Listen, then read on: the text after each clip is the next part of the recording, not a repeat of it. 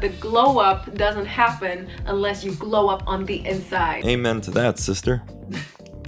I've been wanting to talk about this topic for a while, but I held off on it because there's nothing more obnoxious than someone who literally has a beauty channel for a living, gets so many compliments about her looks every day, telling you love yourself for who you are and looks don't matter. Not that those things aren't true in the grander scheme of things, but if you're really struggling with your body image, or if you genuinely just... Well, I feel like with our channel too here, we talk a lot about how you don't need plastic surgery. If you feel great in your shoes and you feel super confident already, then there's no reason to get surgery. I have went through a period in my life where I was conventionally unattractive. People around me, whether they were bullies or people I would consider friends, even family, have told me that I was ugly. I think the worst is when it comes from the family. That's where it hits the hardest. And it's always unfortunate when people have been told that as they're growing up. Scrolling through Instagram all the time, seeing almost exclusively influencers who just look perfect in every picture, it could make you feel ugly. Yeah, and one thing to keep in mind is that many of those images are fake. They've been retouched heavily. Also, you know, we've done many celebrity analyses on this channel, and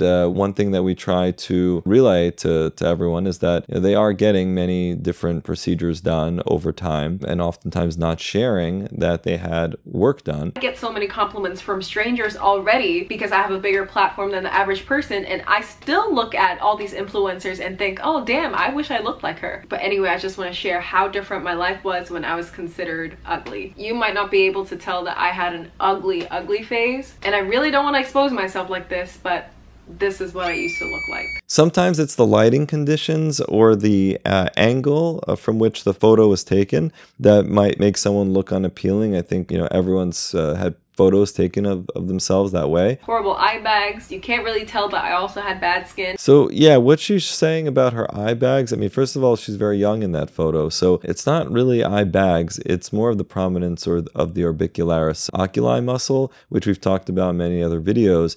And it's not like that there's a outpouching of fat, which people get over time as they age, and that some people have a little bit earlier in life. That's not what I was seeing. It's more that there's just the prominence of the muscle. But I used to cover myself up. I would have all these crushes, but no one would ever like me back. And everything I wore was very oversized so that people wouldn't see my body. I saw absolutely no beauty in myself. Yeah, that is really sad. You know, I think some of it is how we perceive ourselves, but I think having external validation and affirmation is really important. So we did a video where I mentioned that for my like 3-year-old, you know, I tell her that, you know, she's beautiful, and all that, and everyone was like, oh, well, you're just telling her she's beautiful. What about everything else? Of course, we tell her how smart she is and how kind she is and all of those things. But I think that it's equally as important to stress how beautiful someone is from a younger age so that they feel confident in their own skin, regardless of what they actually look like. Nobody really respected me. Like, there were some people who I considered friends, but they just didn't respect me, and they would take advantage of me, even steal from me, because they're like, she's that ugly, weird little kid. What is she gonna do? And I think after a while, I just snapped. I was just like, I am sick of all y'all motherfuckers treating me like shit because you think I'm ugly. And I put on a wig. I started to dress more feminine, like let my nails grow long and do my hair. And after that, like, you probably can assume what happened. I became super obsessed with beauty tutorials on YouTube, and I would just do my hair and do my makeup, try on different outfits, and like... Yeah, a lot of this is like a mindset, much more so than physical changes. She's not saying, and maybe she did have some plastic surgery, I don't know, I don't really follow her channel normally, but even without plastic surgery, there's so much that people can do to look and feel better about themselves. I just think that YouTube tutorials, especially when you really relate to someone online, it could have this amazing, empowering, transformative power. So I just kind of stuck with it, and I'm very happy that's what I do now. But I'm not gonna lie to you, for a while I did get very obsessed with trying to appear feminine and beautiful, that some of the things that I did, for example, extreme dieting, wasn't healthy. But as I grew older, like around 18 and 19, that's when I really found what I was passionate about, which is philosophy and academia and debate. And that's where I put all my heart and soul. And even though I would still like play dress up and do different makeup looks on the weekends, got to keep training the mind. That's the most important thing. That was what gave me confidence. The fact that I was an international student who doesn't speak English as my first language, out here getting debate awards, competing with people who've been doing this since they were in high school, getting awards for my philosophy papers. Good on her. That's super impressive. Those were accomplishments and things that I could just hang my hat on and think, wow, this is who I am and what I'm capable of, and that is something that is unyielding. It's not something that fades like beauty. And that's how I really became more secure as a person. And that is a very important point that I want to make, is that the glow up doesn't happen unless you glow up on the inside. Yes, amen to that.